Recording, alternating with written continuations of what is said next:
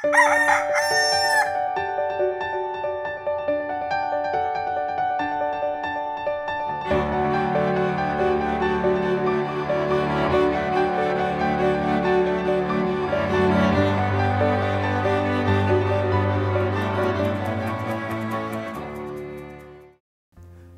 umaga po mga kaibigan. Ito po si Cardinal Chito Tagle ng Manila. Oras na pong magkape at pandasal. Pagnilayan po natin, magkakaugnay tayo. May mga taong napakasarap kasama. Parang ayaw na nating maputol ang usapan, kwentuhan at pasyalan kapag kasama sila.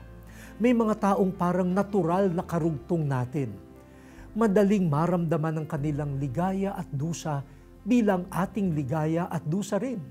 Hindi na nga natin iniisip pang dumamay sa mga katulad nila dahil parang natural ng karugtong sila ng ating buhay.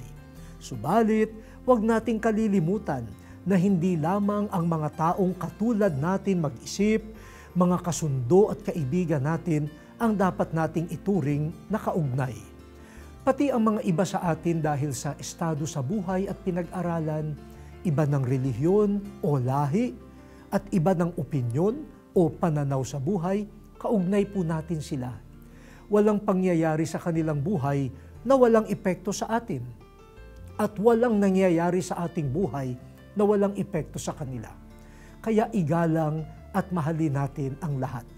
Magkakaugnay tayong tunay.